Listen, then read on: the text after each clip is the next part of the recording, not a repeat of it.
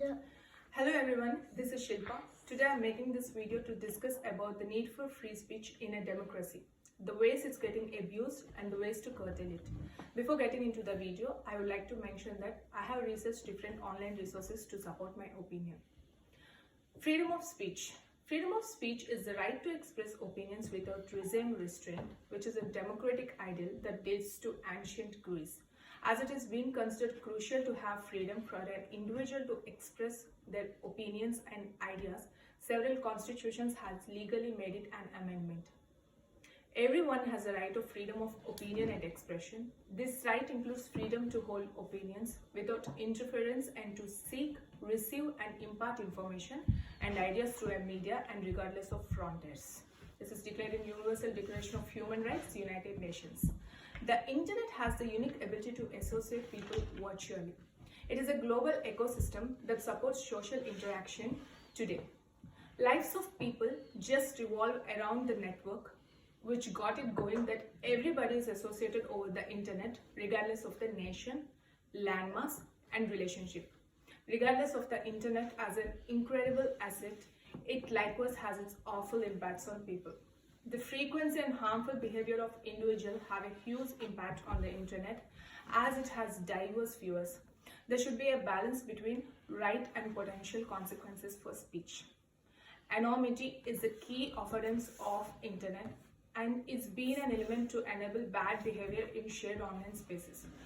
Social media has a great influence on people and hence it is on the important platform which any company, organization or a political party chooses to make their statements and influence people with altered discourse.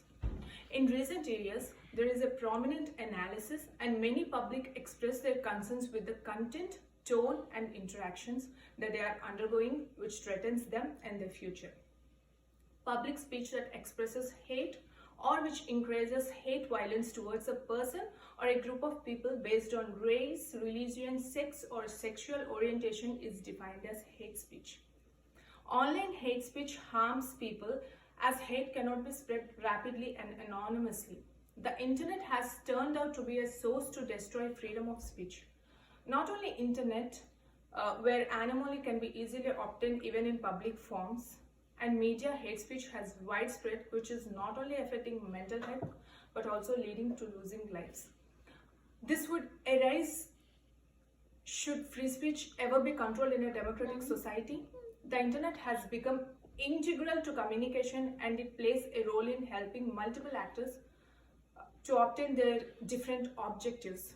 Focal quality of internet-based life is that system suppliers urge people to utilize their considerations, sentiments, likes, and aversions to communicate their connection with certain content, figures, items, and brands and to develop an open or semi-open profile. And these profiles will be main venue for people to be harassed.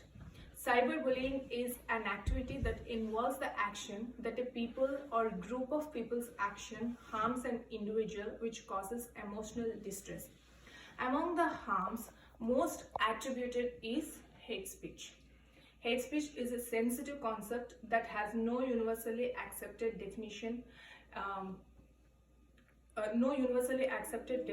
in international human rights.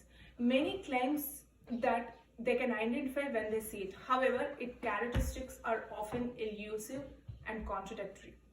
Across the globe, social media is the most progressive form of interpersonal communication. It is identified that there are over 143 million users of social media in year 2015 and it has both urban and rural area populations.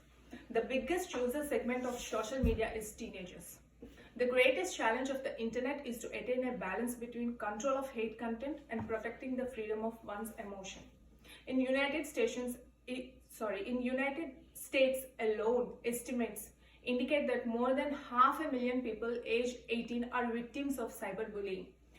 Not only the cyber harassment has a negative effect on social media sites because victims tend to exit from their service, but the emotional distress caused can also take away the lives. Hence the need for controlling free speech. Anti-bullying charities in UK suggest that most of the young people will be victims of cyberbullying at any point in their life. And the online survey Bullying UK found that 56% of young people said they've been bullied online. Range of 4 to 72% of online victimization has found in the systematic review. Studies in UK has found the rate of victimization of cyberbullying be between 15 to 28%. The report generating by survey with 10,000 young people by Digital Label in 2013, after analyzing the report, estimated that 5.43 million young people in UK has experienced cyberbullying, with 1.26 million subjects to have bullied extremely on daily basis. The Canadian study found that 25.7% of young people identified themselves as both victims and perpetrators of cyberbullying. To combat this, online network providers has experimented with various techniques and technologies which identify and discontinue cyber harassment, such as Facebook report system and evaluation tools. Social media like Facebook, Google+, Twitter, Instagram have rules as part of their code of conduct against hate content in their feeds, and they are getting faster in eliminating such content. In 2018, 72% of illegal content is being eliminated from their platforms. This is great initiative, as nobody wants to resist with hateful content online. So the most effective way to counter these negative effects that convey discriminatory or hateful views is through more speech, by seeking a deeply ethical and philosophical understanding. Free speech is an opportunity which, as indicated by non-conformists, is particularly deserving of assurance and like other essential rights. The privilege of free discourse is regularly thought to be grounded in considerations of human dignity. Thank you very much.